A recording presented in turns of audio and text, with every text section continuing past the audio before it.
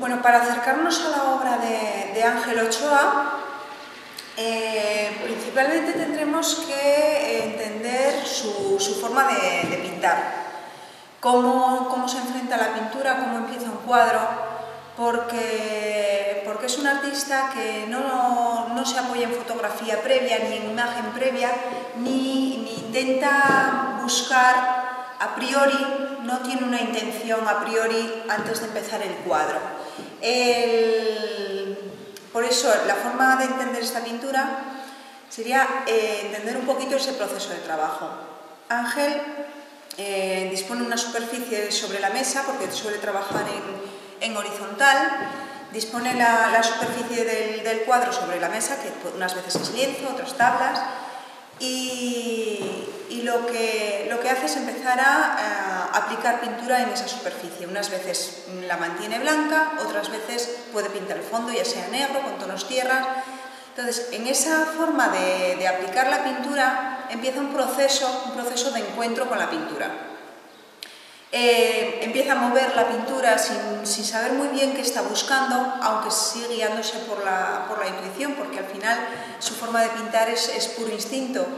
Entonces, al ir moviendo esa pintura a lo largo de la superficie, llega un momento que puede vislumbrar o que puede encontrar una forma determinada que sea la que desencadene el proceso de imaginación, ¿no? y al mismo tiempo ese proceso creativo. Es un poco, yo lo comparo con un juego que habitualmente hemos jugado todos de niño, que es mirar las nubes, a ver qué encuentro en esas nubes, ¿no? Qué formas encuentro, qué animal, qué cosa, ¿no? Puedo encontrar en ese movimiento de las nubes. Entonces, Ángel, digamos, viene a hacer un poquito esto, pero con la pintura. Pasa, por ejemplo, en este cuadro del gallo, por ejemplo, se ve muy bien, en el que ha distribuido sobre una superficie totalmente negra, ha distribuido con los dedos la pintura y poco a poco empieza a ver un gallo. Entonces, una vez que empieza a ver el animal es cuando ya se decanta a definirlo. O como por ejemplo en el caso de los bodegones, puede aplicar una serie de manchas, pero ya cuando ve una forma, a partir de ahí empieza a tirar de ella y ya complementarla con el resto. Lo he comparado un poco con un acto como de demiurgo que se lanza a ese abismo pictórico que llega un momento que es puro caos, el cuadro, que incluso hay una confrontación con el cuadro de ir girando en torno a él, de ir dándole vueltas a ver por dónde continúa, sin pensarlo demasiado, siempre actuando. Es muy impulsivo en ese aspecto. Entonces llega un momento que esa forma empieza a cobrar orden, y él empieza a poner orden en esas manchas, en esas líneas en el cuadro, empieza a definir la línea que hasta entonces rara vez aparece, y es cuando en esa puesta de orden va acabando el cuadro. En definitiva, por más que haya diferentes motivos, ya sean retratos, ya sean bodegones como en este caso, motivos vegetales como en este otro, o los jarrones con flores, el proceso es el mismo. No hay esa intención previa, habitualmente no hay esa intención previa, sino que es un encuentro azaroso en el propio encuentro con la pintura.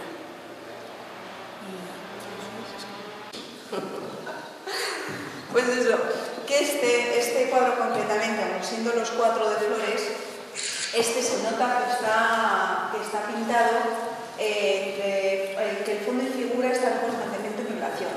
Por eso hay muchas zonas del rojo del fondo que está entrando en el ramo, de las flores que casi se funden con el fondo. En cambio, en estos otros, aun empezando a trabajarlos igual, llega un momento que ya es como que todo está definido y ya solo se centra en las flores. Entonces las flores cogen tanta fuerza que el fondo se va atrás. incluso el objeto, el jarrón, es como que pasa a un segundo plano y tiene un efecto, y además con tanto color tan vivo y la disposición de las flores, da una sensación como de fuego artificial, de explosión de fuegos artificiales.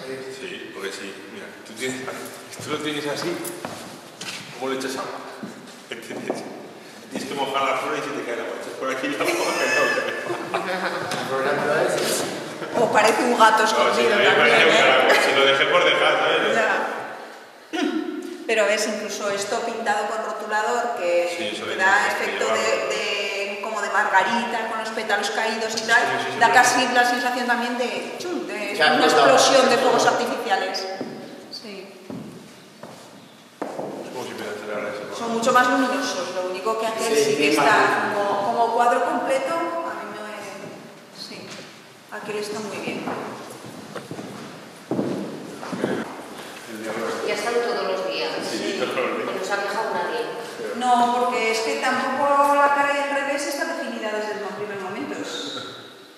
No, como trabaja los cuadros dándole vueltas, realmente está girando en torno a ellos cuando los está pintando, pues no tienen ni alto, ni bajo, ni derecha, ni izquierda definido hasta que los firma. Y es por pura casualidad también, porque los podría firmar en cualquier otra esquina. Como es el caso de estos, podrían estar en cualquier otra posición perfectamente.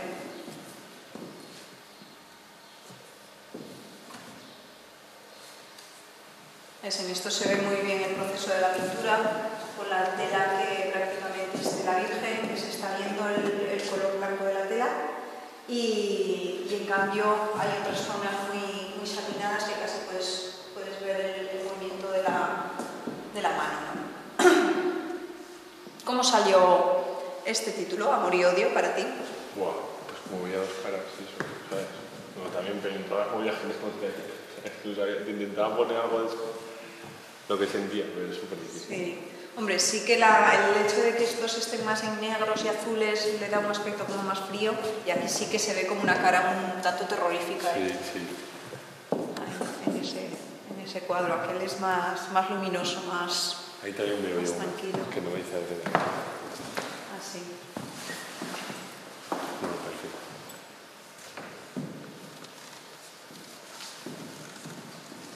Es un tipo de pintura que conforme la vas mirando te vas encontrando con diversos hallazgos, como tesoros escondidos, caras, expresiones. Sí. A mí esto me recuerda, por ejemplo, concretamente a los monos estos, ¿cómo se llaman? Estos monos del morro así. Sí. Eso, los babuinos. Sí. Pues es un marciano, ¿no? Es que no es nada, la verdad que no es nada. En realidad es que no hay intención ninguna de que sea nada en concreto. Yo también sí que veo un cabello. Sí, de hecho se titula Naturaleza Orgánica, no hay una intención de definir nada, pero cuando lo ves, o cuando es lo que hemos comentado antes de las nubes, cuando lo ves y lo estás contemplando, empiezas a ver formas que no hay intención previa de que estén ahí, pero a cada uno le resuena de una manera. Sí, que esto es lo que se llama pareidolia. Estoy leyendo directamente porque es una palabra un poco compleja. Pareidolia, que es cuando uno ve una imagen y le recuerda una forma reconocible.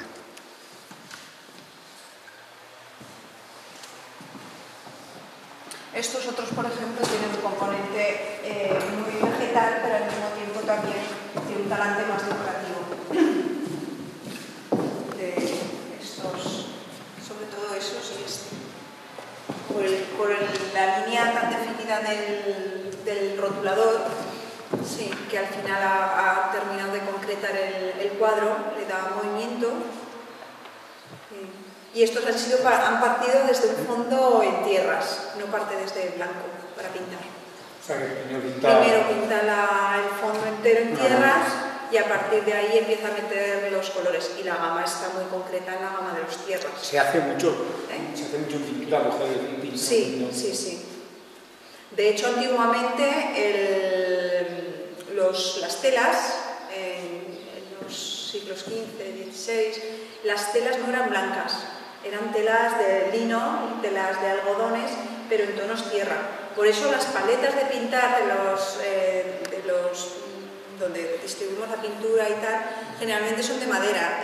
Queda la connotación de cuando se utilizaba la paleta de madera para buscar las mezclas de colores y pintar sobre tela oscura, pero en cambio se ha cambiado el color de la tela, pero las paletas hay blancas también de papeles, pero vaya, queda mucho de esa paleta de madera.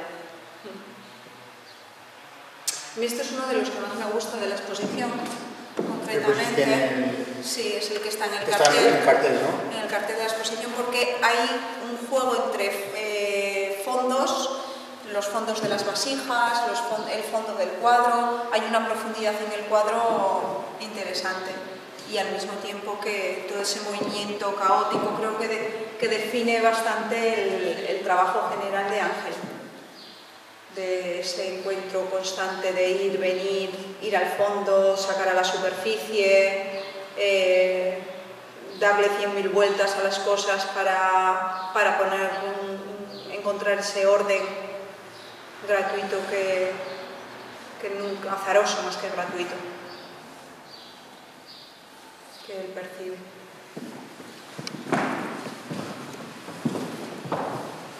Y estos otros de motivos más vegetales que estarían en la línea de los anteriores, con otra gama de color, pero también que es el rotulador al final el que termina de definir el cuadro, que ha empezado con acrílicos y distribuyendo la pintura prácticamente con los dedos.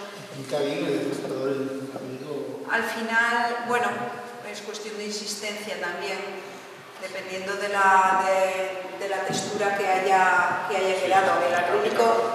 Si tiene la capa guay, es peor casi en la tela. En la tela, como chupa más el rotulador, no patina tanto, no queda tan bueno. Aquí si has extendido bien la pintura, mira, aquí igual no tanto. Y luego viene el rotulador. Bueno, al final el acrílico deja una superficie plastificada en la sí, tela y tapa el poro de la tela. Tapa el poro de la tela, entonces el rotulador resbala de otra manera. Ahí. Pero lo curioso es eso, desde esa textura, desde ese primer movimiento que se percibe en los fondos, que realmente está, digamos, tanteando por dónde ir, ese final tan definido, con una línea tan dibujada, ¿no? Pues ahora no sé cuál fue el primero, por eso. Esto sí que se rotulado. Esos son los últimos. Ese rotulador... Lo digo de estos que tienen rotulador, sí. esos son los últimos. Sí, esos son los últimos. Y ese tampoco es el primero. El primero se empezaste en 2008. No, antes, pintando antes. Los primeros de la exposición son esos tres, que tienen un talante mucho más surrealista. Que a mí me recuerda un poco a los juegos de cuando estás hablando por teléfono, que empiezas con el rotulador a hacer formas que no tienen ni pies ni cabeza, empiezas a dar vueltas. Lo ves así de una forma, se me recuerda, los giros de la curva me recuerdan porque en alguna curva o en alguna cosa. Puede ser. Y tiene un talante, no sé. A Marsers, a los surrealistas, Marsers, incluso algo de Aliniano también puede incluso tener. ¿Sabes? Pero son los primeros cuadros muy del principio y están mucho más anclados en lo que es el puro dibujo. Formas, pero puro dibujo. Luego ya ha ido incorporando más un talante pictórico, pero más desde la mancha, desde el encuentro de la pintura con la mancha, sí. Ese gallo. Parece un gallo. Es un gallo de pelea.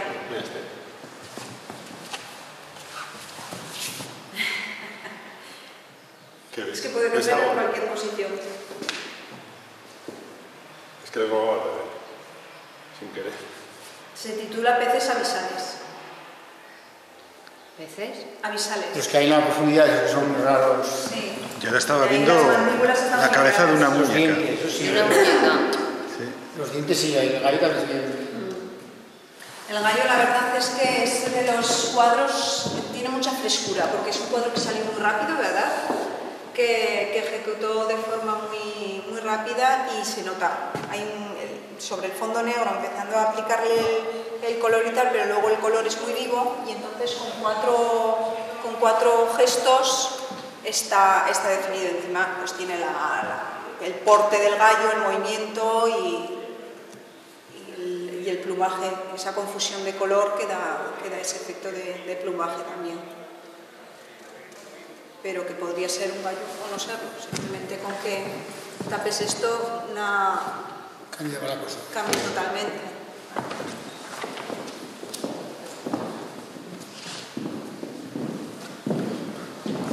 Y luego las caras siguen el mismo procedimiento, o sea, no hay, digamos, las va encontrando un poquito por el camino y se va definiendo conforme va avanzando el cuadro, pero no hay una intención previa ni que sean de una determinada manera. O puede haber una intención de buscar un rostro, pero no en sí qué rostro ni de qué manera va a ser.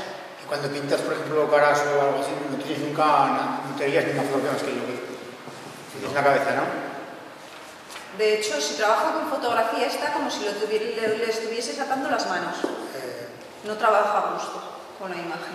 Hemos hecho este año una de Bacon y ha sido casi un martirio. Que le ha quedado muy bien, por cierto. Pero no te gusta. Pero no es lo suyo, no. Es que pintas... Si te tocase, por ejemplo, pintar... No. Si te tocase pintar, por ejemplo... No, se lo hemos hecho... Un paisaje, sobre algo de libro, un modelo... persona... Voy a poner un paisaje que me gustaba mucho ayer, les dejo otro que me gustaba. Pero digo si también sufres entonces. Pero es que hace el paisaje sin mirar el paisaje, entonces... Sí que copias un poco uno la idea, ¿sabes? Que sea Sí. que te lleve que luego dice el otro. Lo que es difícil, lo que le resulta difícil es acogerse a un cuadro e intentar duplicarlo. Sí, copiarlo. A vender copias no... Mejor no. Eso es como que te atan y no te dejan moverte como con libertad. Necesita libertad para moverse, para crear y ir por donde le da la vena en el momento, que es lo interesante, precisamente. Y de esta forma termina la visita guiada por la exposición de Ángel Ochoa, Abismos y Encuentros, que se ha celebrado en el espacio cultural La Capilla de Arguedas entre los días 23 de marzo al 7 de abril.